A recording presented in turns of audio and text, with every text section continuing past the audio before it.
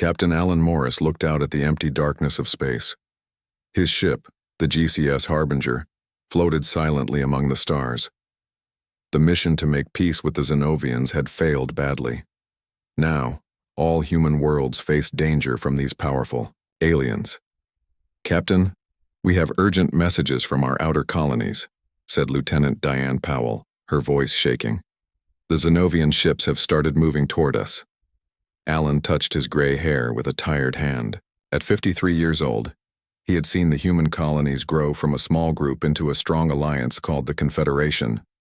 But now, everything they built might be destroyed. "When will they reach our main worlds?" he asked. 3 days, sir. Our defenses are too weak to stop them." Nobody on the bridge spoke.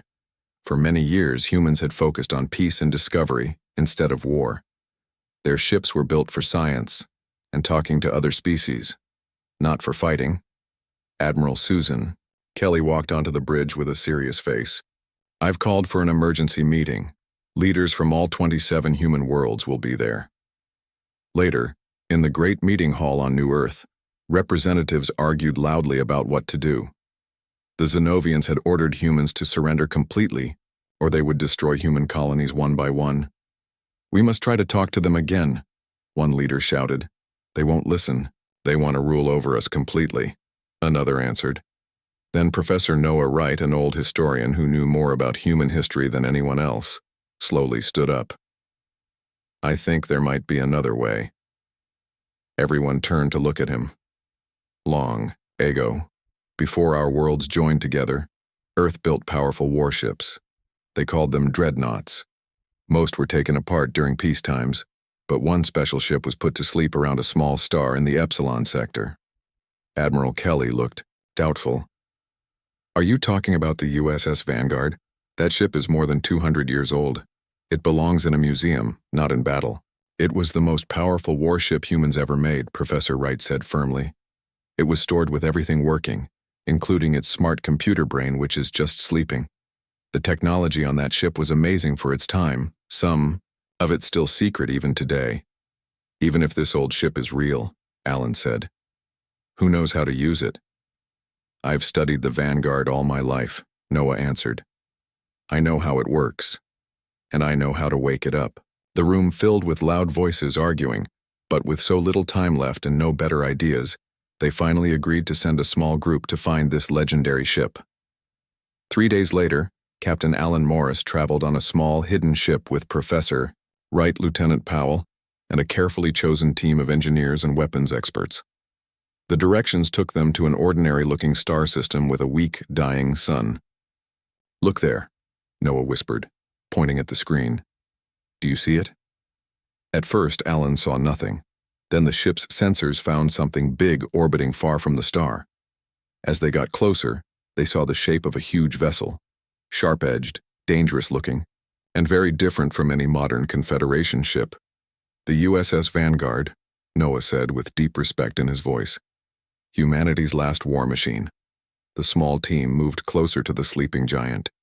In the dim light of the dying star, they could see the Vanguard's massive hull stretched over 3 kilometers long. Its dark metal surface was covered with weapon ports and armor plating that no modern ship could match. "It's even bigger than I imagined," Diane whispered, her eyes wide with wonder. Noah nodded. "It was built during the darkest days of the resource, wars when humans fought each other for the last supplies on Earth, before we reached the stars and found new homes." Their small ship carefully approached the giant warship. Up close, they could see battle scars on its hull, signs of ancient fights that happened before any of them were born. "Will it still work after all this time?" Alan asked. "The ship was put into perfect sleep," Noah explained. "Its systems were designed to last for centuries. The builders knew someday we might need it again." As they prepared to dock with the ancient vessel, Alan felt a strange mix of hope and fear. The Vanguard was humanity's last chance against the Zenovians, but waking such a powerful weapon from the past might bring its own dangers. "If we wake this ship," he said quietly, "we're bringing back the most destructive machine humans ever built." Noah looked at him with serious eyes. "Sometimes, Captain, You need an old monster to fight a new one. Their small ship connected to the Vanguard's side. The magnetic locks made a hollow sound that echoed through both vessels. The team put on their spacesuits. They couldn't be sure if the old ship still had air or heat after 2 centuries asleep. Alan looked at his team before they opened the door to the Vanguard. "Remember why we're here," he said. "The future of humanity depends on what we find inside this relic." With a hiss of ancient mechanisms coming to life, the airlock door slowly opened. The team switched on their lights, revealing a dark corridor, stretching deep into the silent warship. "Let's wake the sleeping giant," Noah said, taking the first step into the darkness. As they moved deeper into the ship, emergency lights began to flicker on, as if the Vanguard somehow sensed that humans had returned. The ship was slowly waking up, one system at a time, preparing for war once again after centuries of peaceful slumber. "It recognizes us," Noah said with wonder in his voice. "It knows its creators have returned." The team made their way toward the bridge, where they would attempt to fully awaken humanity's last and greatest warship, the forgotten guardian that might be their only hope against the coming storm. The Vanguard hung silently in space. Its black hull swallowed the weak light from the distant star. As their small ship moved closer, Alan saw how truly huge the old warship was, almost 3 kilometers from front to back, shaped like an arrow, with a sharp point at the front. "It's so big," Diane said quietly. "They built it during the resource wars," Noah told them, "when humans fought each other more than aliens. The Vanguard was the last big warship made before the peace agreements. Their ship connected to the side of the sleeping giant. The magnetic locks made a deep sound that traveled through the metal. The team put on their spacesuits since they didn't know if the old ship still had air to breathe or heat inside. When they stepped through the entry door, emergency lights began to flicker on. The lights showed long hallways filled with dust floating in the weak gravity. "The ship knows we're here," Noah said. "That's good." They walked to the bridge, a huge room filled with control panels that looked old compared to modern ships. The windows, real glass windows instead of screens, showed the endless darkness of space. Noah went to the main control station. "This is where we wake her up." "Her?" Alan asked. "Area, Adaptive Reconnaissance Intelligence Array, the ship's computer brain. She was the smartest machine ever made for war before they stopped making thinking machines for battle." Noah's fingers moved across the old controls, typing a special code. For a few nervous moments, nothing happened. Then, with a low sound, the bridge started to power up. Screens turned on and a light picture appeared above the middle platform. "Startup complete. Area online." The voice sounded like a woman, but with a machine-like tone. "Checking. Unusual access codes found. Please state your permission code." Noah spoke clearly. "Professor Noah Wright, Confederation History Department. Emergency override code Sierra 97 Alpha Tango." The computer was quiet for a moment. "Override accepted. Welcome, Professor Wright. Ship status, all systems sleeping. Weapons, engines, and shields off. Time since last use, 214 years, 7 months, and 18 days. Area," Noah said carefully. "We need to turn on the Vanguard. The Confederation is facing a serious threat. Reactivation needs Admiral approval and a full crew." Alan stepped forward. "I am Captain Alan Morris of the Confederation Fleet. By emergency power given by the Confederation Council, I am taking this ship for active duty." Another pause. "Checking voice and body data. You are not in my list of allowed people, Captain Morris." Diane looked worried. "Can she say no to us?" "No," Noah said, "but she needs to check who's in charge." He turned back to the glowing display. "Area, check history files. Confirm that Earth Fleet Command ended and the Confederation is now in charge." The computer seemed to think about this. History records checked. Confederation recognized as the proper leader after Earth Fleet Command. However, I must warn you that full startup of battle systems will need at least 50 trained crew members. Alan gave a small smile. "We brought 65 of our best people." Just then, The rest of their team began arriving on the bridge. Engineers and weapons officers looked around in wonder at the old technology. "Very well," Arya said. "Starting full systems wake-up. Time until battle ready. 6 hours." The lights on the bridge got brighter, and a deep sound moved through the floor as the huge power reactors started working. The screen showed systems turning on one by one: air, gravity, engines, and finally weapons. "It's working," Noah said softly. A young engineer came over with a worried look. "Captain, we found a ship coming toward us. We don't know what kind, but it's heading this way." Alan felt a cold fear. "Did someone follow us?" "No," Diane said, checking the readings. "It's a Zenovian scout ship, must be by chance." "Maybe not," Noah said. "The Zenovians might have known about the Vanguard. They might have been watching this area." The light display changed to show the approaching ship, smooth, natural-looking, and covered with scanning equipment. "They've seen us," Diane reported. "They're scanning the Vanguard." "Can we hide?" Alan asked. "Too late," Noah answered. "But this might be helpful. Arya, are the hiding systems working?" "Hiding systems working at 87% strength. Good enough to use." "Turn on hiding mode," Alan ordered. "Let's see what they do." The lights dimmed as power went to the hiding systems. "The Zenovian ship has changed direction," Diane reported. "They're leaving, sending a message back to their fleet." "They're telling others about us," Alan said grimly. "We need to speed up. Arya, how fast can we be ready for battle?" "Safest. Wake-up time is 4 hours, Captain. Going faster might cause system problems."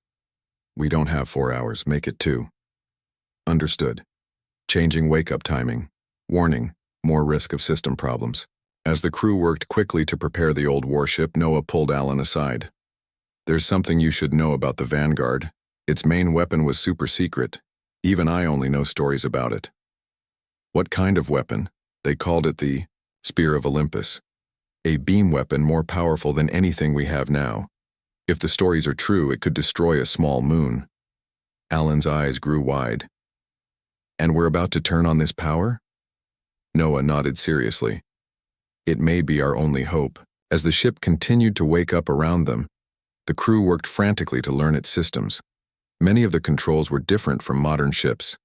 The engineers had to figure out how the old technology worked, while weapons officers studied the battle systems. "This ship was built to fight and win," Noah explained as he guided a group through the massive engine room. "Everything about it was made for war. Modern ships are built for peace and exploration. The Vanguard was built to destroy enemies." In another part of the ship, Diane was working with the sensors team. The Vanguard's scanning systems were powerful but used different methods than modern ships. "It can see farther and clearer than our best sensors," she told Alan when he checked on their progress. "And it can find ships that are trying to hide. No wonder the Zenovians were watching this area. They must have feared this ship might wake up someday." Alan walked the long corridors of the Vanguard, feeling the ship coming to life around him. Lights brightened, air systems hummed, and the gentle vibration of the engines began to build. It was like a sleeping giant slowly opening its eyes. On the bridge, Arya's glowing form hovered above the command platform. The AI was unlike any computer system Alan had ever worked with. It didn't just follow orders. It thought, planned, and suggested. It was an intelligence born for battle. "Captain," Arya said as Alan returned to the bridge, "I have completed analysis of current Confederation fleet capabilities compared to historical Earth fleet records. The Confederation's focus on peaceful exploration has left significant gaps in defensive capabilities." "Tell me something I don't know," Alan muttered. "The Vanguard was designed to fight alone if necessary," Arya continued. "Its systems allow it to engage multiple enemy vessels simultaneously. When fully operational, this ship is equivalent to approximately 6 modern Confederation cruisers in combat capability." Alan looked around at the massive bridge, at the weapons stations and tactical displays. "One ship against an entire alien fleet?" "The Vanguard was not built to surrender, Captain," Arya replied. "It was built to win." As the ship continued its awakening, alarms suddenly blared throughout the bridge. Captain, Diane called out. Multiple ships detected entering the system. Configuration matches Zenovian war vessels. How many? Alan demanded. 12 ships. 11 smaller ones around. One big flagship. Noah looked grim. That scout called for backup. They know we're here. Alan straightened his uniform and took his place in the command chair. Area, status report. Reactivation at 72% completion. Main engines operational. Shields at 60% capacity. Weapon systems at 43% and rising. Will it be enough? Alan asked Noah quietly. The old professor looked at the approaching alien fleet on the display. It will have to be. The Zenovian battle group appeared in a bright flash of light. 12 smooth, organic-looking ships moved in perfect order. 11 smaller ships protecting one huge flagship.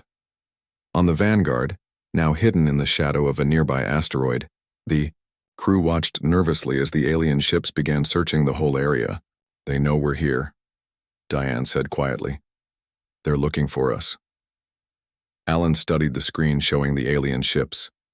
The Zenovian vessels were nothing like Confederation ships. They looked more alive than mechanical, with flowing shapes and pulsing energy patterns. Area, tell us about the enemy ships, he ordered. The ship's computer voice stayed calm. Based on what I can see and measure, the Zenovian ships have strong shields and energy weapons. Their engines seem to use gravity control for movement. Threat level, high. Can we beat them? Alan asked. Unknown. The Vanguard's weapons were made to fight Earth-based technology. How well they will work against Zenovian biomechanical ships cannot be predicted exactly. Noah leaned forward. What about the Spear of Olympus? The Spear of Olympus energy weapon is working at 94% power. Theory suggests its power would break through any known shields. The bridge went quiet as they thought about what to do. With surprise on their side, they might be able to escape. But that would mean giving up their mission and leaving human worlds with no protection against the coming attack. Sir, Diane said suddenly, the Zenovians are sending out a small scout. It's heading straight for us. They've found us, Alan said grimly. Area, what's our status? All main systems are online. Engines at 82% power. Weapons at 90% power. Shields at 75% power. It will have to do. Alan sat up straight in the command chair. Battle stations, get ready to fight. All through the huge warship, crew members rushed to their positions. Most had never served on a battleship before. The Confederation fleet had been peaceful for generations, but their training helped them know what to do. Sir, Diane called out. The Zenovian flagship is sending a message. They're broadcasting, on all channels. Let's hear it, Alan said.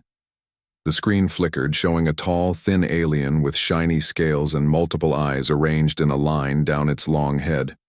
When it spoke, its voice was translated into flat, emotionless words.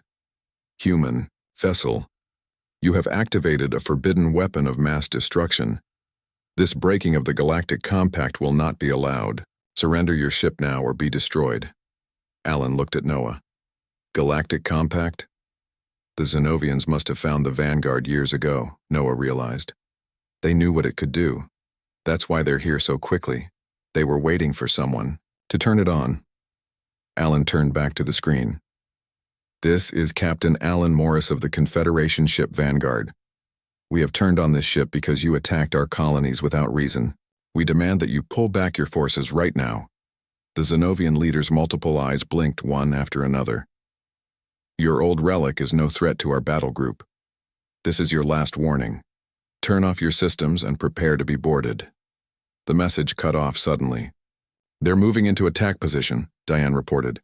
Energy readings show weapon systems charging. Alan took a deep breath. Area, Battle Plan Alpha. Show them what this old Relic can do. The ancient warship moved forward quickly, its massive engines pushing it away from the asteroid's shadow. The Zenovian fleet responded immediately, their smaller ships breaking formation to surround the human vessel. They're aiming at our engine systems, Area reported calmly, taking evasive action. For a ship of its size, the Vanguard showed surprising ability to move, rolling and turning to avoid the incoming fire. But it couldn't dodge everything.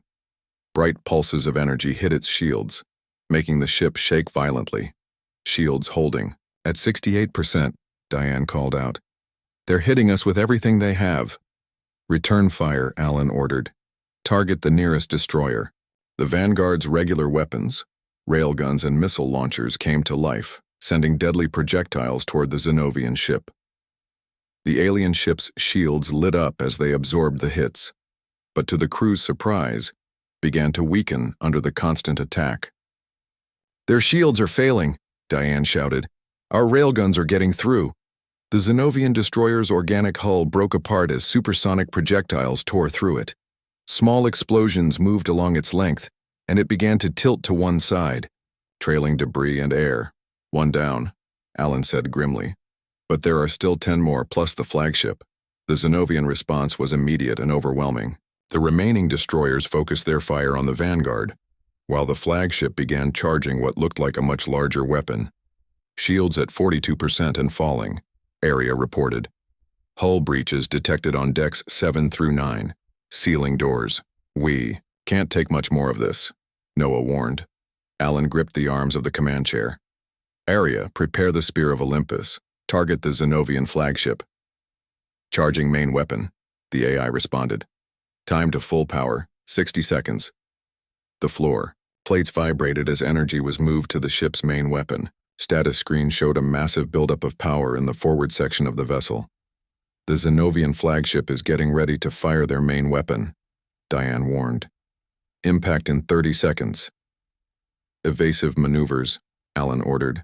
Buy us time. The Vanguard moved sharply to the right, its thrusters firing at maximum power.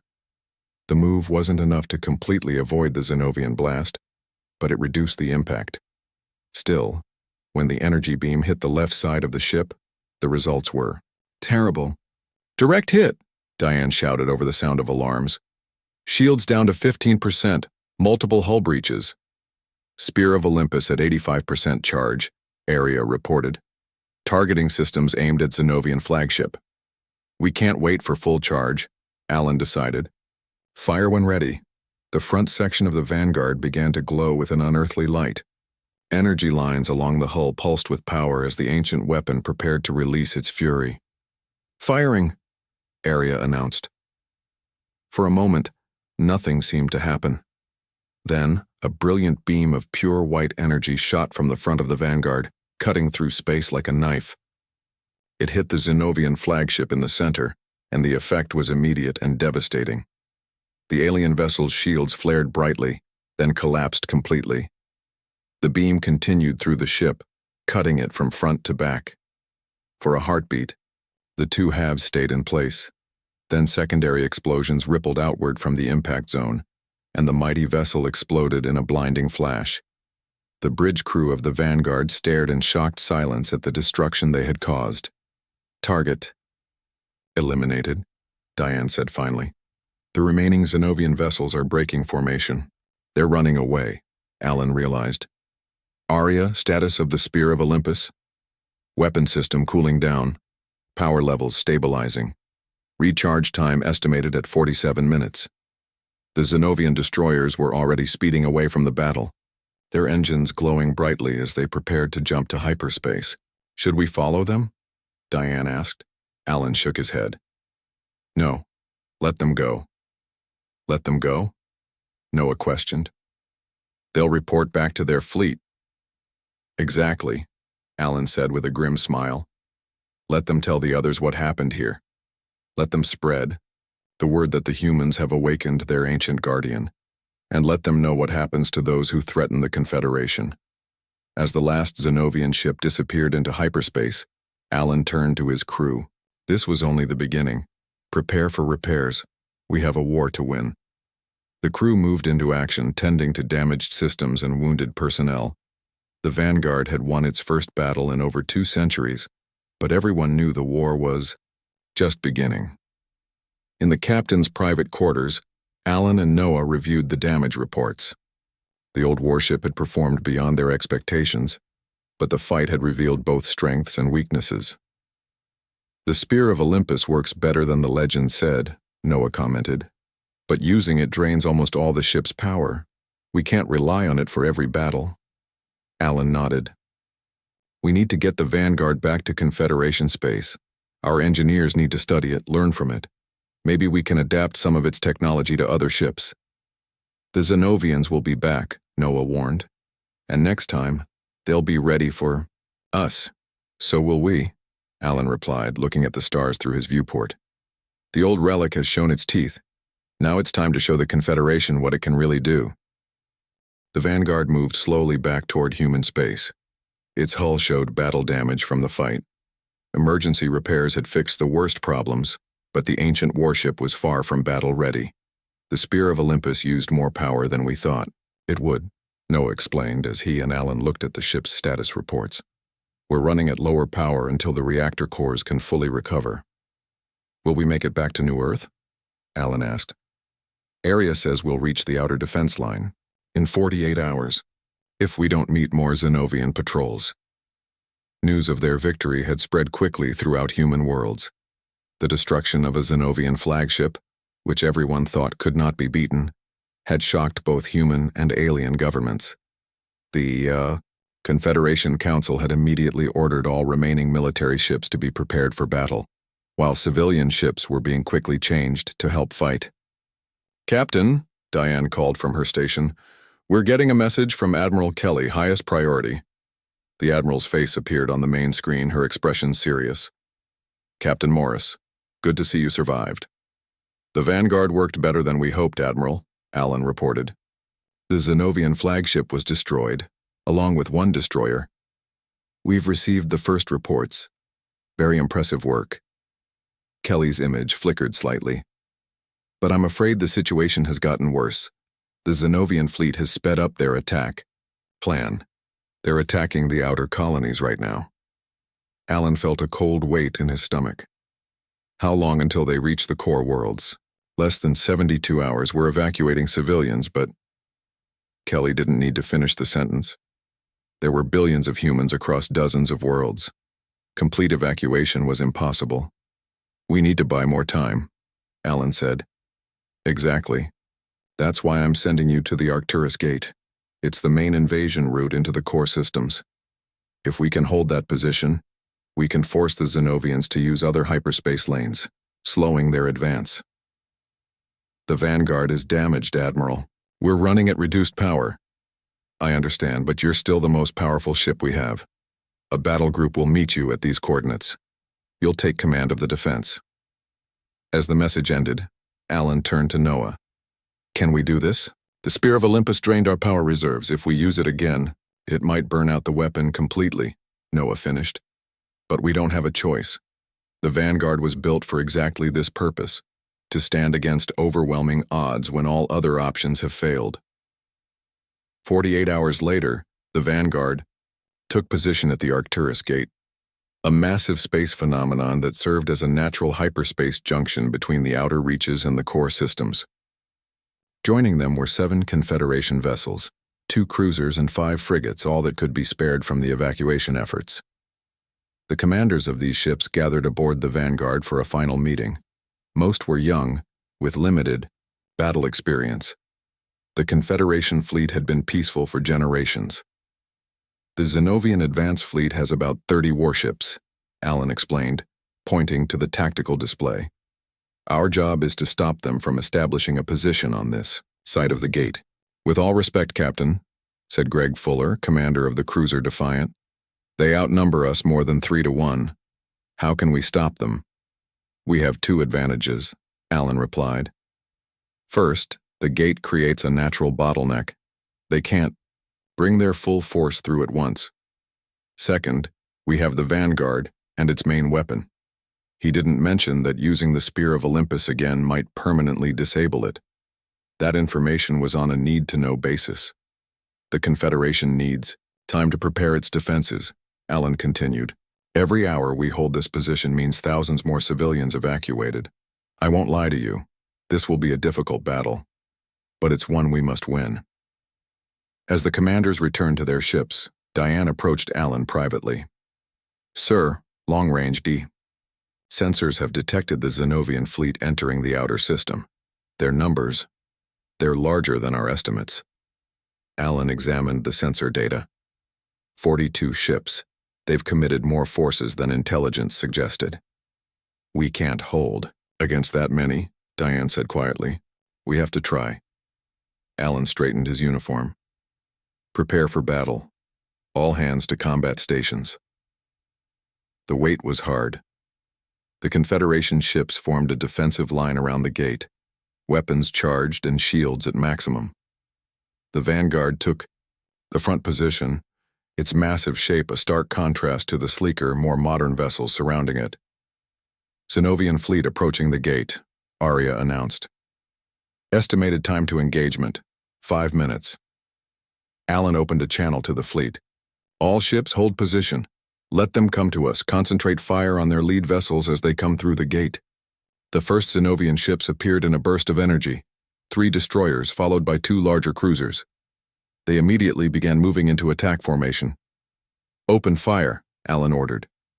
The Confederation fleet unleashed a coordinated barrage, focusing their fire on the lead destroyer. Its shields flared brightly under the assault, then collapsed, allowing following shots to tear into its hull. The destroyer tilted sharply, small explosions rippling across its surface. But the Zenovians pressed forward, more ships emerging from the gate with each passing moment. They returned fire, their energy weapons cutting through space with deadly precision. We've lost the frigate Sentinel, Diane reported grimly. Direct hit to their power core. Alan watched as the battle unfolded. The Confederation ships fought bravely, but they were outgunned and outnumbered. One by one, they were being picked off. Sir, Noah said urgently, we need to use the Spear of Olympus now, while we still can. Alan hesitated. Using the weapon might turn the tide of this battle, but what about the next one? And the one after that? Captain, Arya interrupted. Analysis shows that the Zenovian fleet has committed about 70% of their forces to this attack. Destruction of these vessels would significantly hamper their invasion capabilities. That settled it. Charge the Spear of Olympus. Target the center of the Zenovian formation. Charging main weapon, Arya confirmed.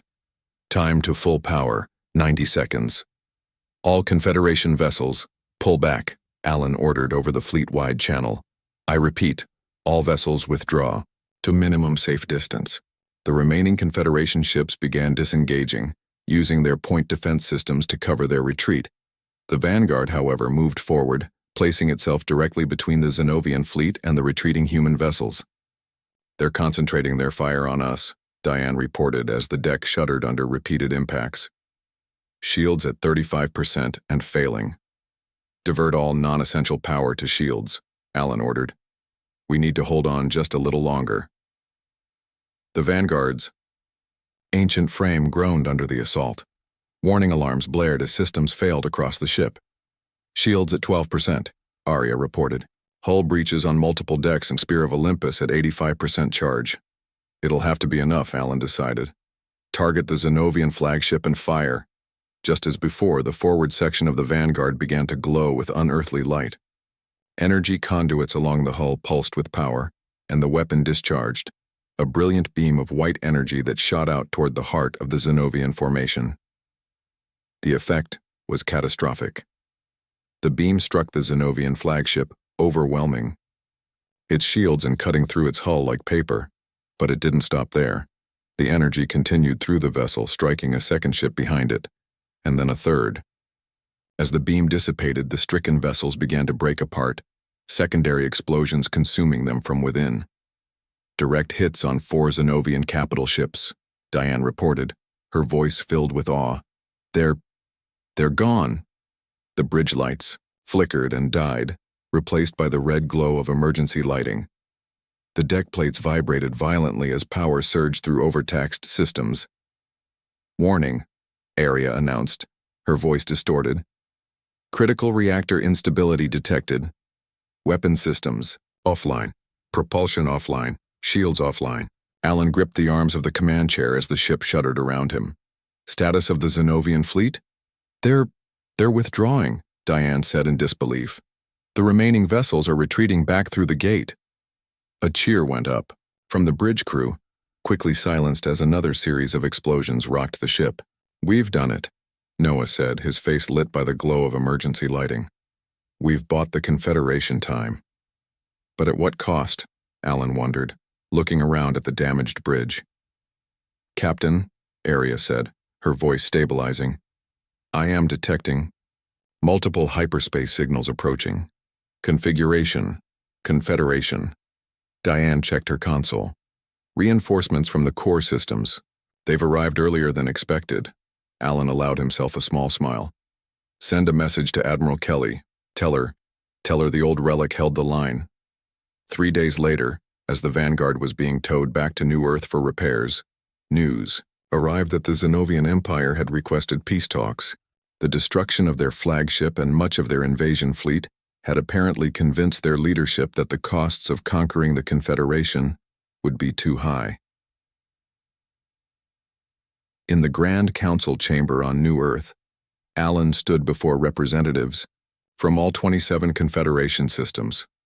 "Captain Morris," Admiral Kelly said formally, "on behalf of the Confederation Council, I honor you and the crew of the Vanguard for your exceptional service. Your actions at the Arcturus Gate have saved countless lives and preserved our freedom.